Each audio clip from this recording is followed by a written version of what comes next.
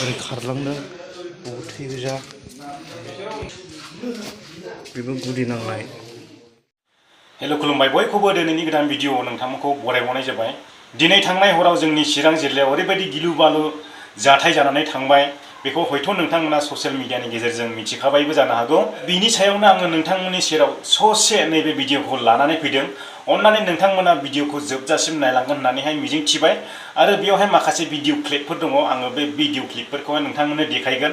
नाथाय बेखौ इउटुबनि कमिउनिटि गाइडलाइन बायदि आङो बेखौ ब्लार खालामनानै होनाय जागोन। थै देखायनाय एबा मार्डार खालामनाय, मानसि थैनाय बेफोरो एलाउड गैया, बेनिखायनो जोङो ब्लार खालामनानै होनांगौ जायो। नोंथांमोना दुखु मोननो नाङा। चिरां जिल्ला आमगुरि पुलिस थानानि सिङाव थानाय आमथेखा हाथायाव अनिल इसवारि बिथाङा इथा एबा सिमेन्ट बस्था बेफोरबायदि फाननानैहाय फालांगि खालामनानै जायो। दा बिनि न'खरावनो ओरैबायदि गुलि गावलायनाय जादों, दा ओरैजों मोनसे बेफोरबायदि गुलि नांलायदों आरो। दा गुबै जाथाया बोरै जादों, न' सिङाव थानाय मानसिनाव बोरै गुलि नांनो मोनखो बेफोरखौ दा आंबो मोजाङै बिजिरनानै नोंथांमोननो खिन्थानो हाया। मानोना दा जायहा गुलि नांजादों आरो बिनि न'खरनि मानसि दा बङाइगाव लुर आसाम हस्पिटालावसो दंहैयो होननानैहाय खबर मोननाय जादों। दा नोंथांमोना ससियेल मिडियानि गेजेरजों नुखाबाय आरो फट'फ्राव नुदों, बहा नांदों बहा नाङाखैहाय नोंथांमोना नुदों। दा खोथाया बेसो, मानसिनि जिउजों मानो गेलेयो। नोंथांमोना बयबो मिन्थिगौ मानसिनि जिउआ बेसेन गोसा। जिब जुनार दाउ अमाफोरनि बायदि नङा मानसिनि बेसेना। आरो जों बे मानसिनि बेसेनखौ खनसे जिउ थांबायब्ला बायनानै मोनफिना, बेखौ बयबो गोसोआव ला।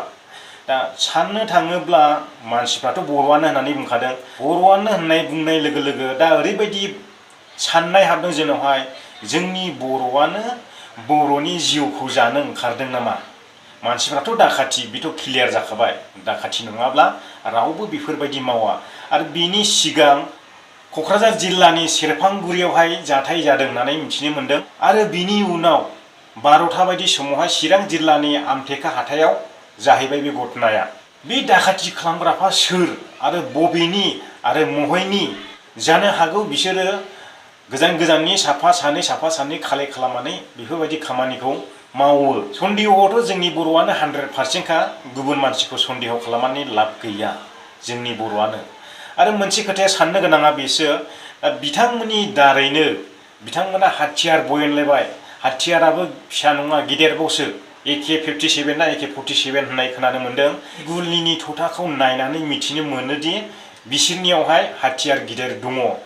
दा बेखौहाय नोजोर बोनानै जोङो ओरैबायदि साननांगौ जाना फैदों, जोंनि बिदा फंबाय एक्स एनडिएफबि बिथांमोना सरखारजों समाधान जालायनानै गावबागाव न'खराव गावनि बिसा बिसौजों, गावनि बिमा बिफाजों दा दिन हाजिरा मावनानै जादों, आबाद खेथि मावनानै जादों।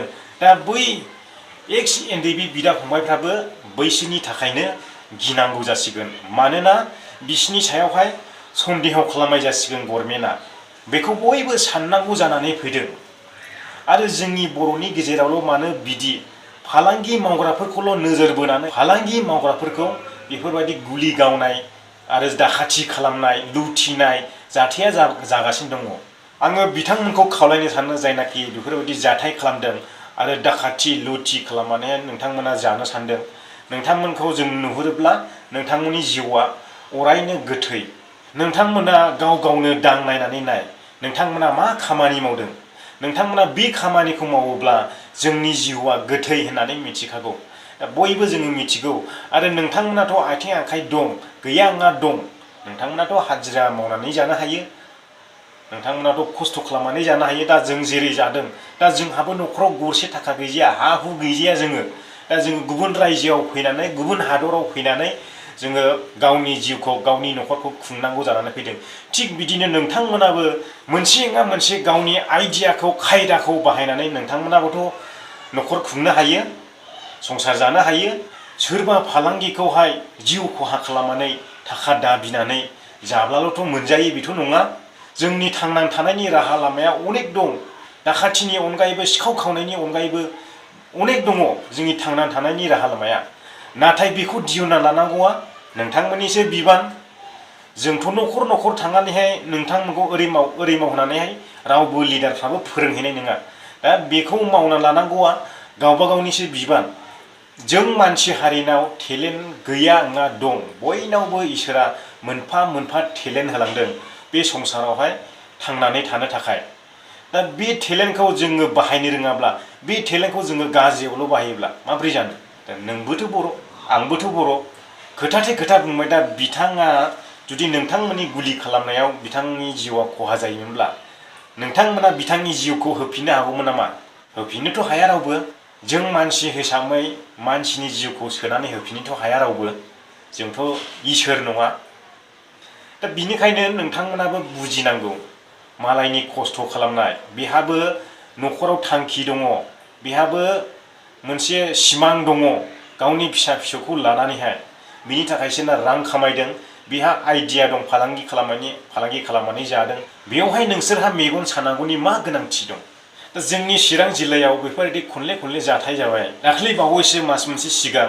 जमुनागुरि ओरैहाय बांमारा जानानै थांबाय आरो दिनैहाय आमथेखायाव जाबाय आरो क'क्राझार सेरफांगुरियाव जाबाय जोबोद साननो गोनां बाथ्रा बे नोंथांमोननि मिजिं लानायखौ जों रायजो राजाफ्रा जेबो हमदांनो हायाखिसै नोंथांनि बे मिजिं लानाया बर'आनो बर'नि जिउ जानो ओंखारनाय जोङो बेफोरबायदि साननानै लानांसिगोन आरो बे खामानियाथ' जोबोद इलिगेल खामानि बे खामानियावहाय पुलिस एबा गभर्नमेन्टनि मानसिया नोंथांमोनखौ निमाहा होनाय नङा बे दायनि थाखाय दा आसाम पुलिस एबा आर्मिफ्रा नोंथांमोनखौ नुयोब्ला नोंथांमोनखौ मोगा मोगि नुयोब्ला डाइरेक्ट गुलि खालामगोन नोंथांमोनखौहाय जिउ फोजोबगोन आरो बेवहाय नोंथांमोननि जिउ जोबनायाव जों बर' जानानै नोंसिनि जिउनि जास्टिसखौ जों बिनो हानाय नङा मानो होनोब्ला नोंथांमोना बे थैनायनि लामायावनो आगान सुरखादों जोङो बेवहाय जेबो खुगा सिनो हानाय नङा आरो जास्टिस खालामनो हानाय नङा बेवहाय स्ल'गान थगान जेबो जोङो रिलेटेडलि जेबो खालामनो हानाय नङा मानोना स्रा नुजाखानायखा नोंथांमोननि दाया दा आंनिफ्राय नोंथांमोननिसिम बेखौनो बुङो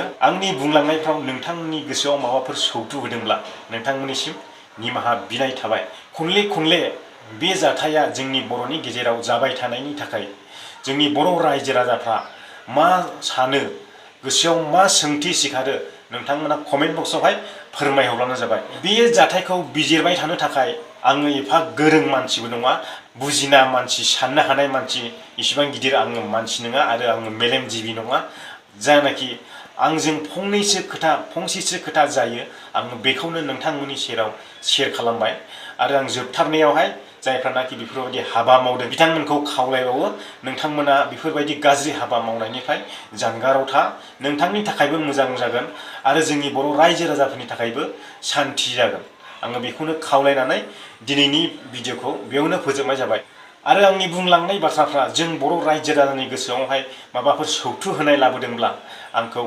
गावनि बर'नि आंगो फिसा होननानैहाय निमाहा खालामो नोंथांमोनाव निमाहा बिनाय थाबाय आरो नोंथांमोना दासिमबो आंनि चेनेलखौ साबस्क्राइब खालामाखै अन्नानै साबस्क्राइब खालाम आरो खाथियाव थानाय बेल आइकनखौ थुनानै हो मानोना आं गोदान भिडिअ आपल'ड खालामोब्ला नोंथांमोननिसिम सिगां सौहैनाय बायदि गोजोनथोंसै बयनिसिमबो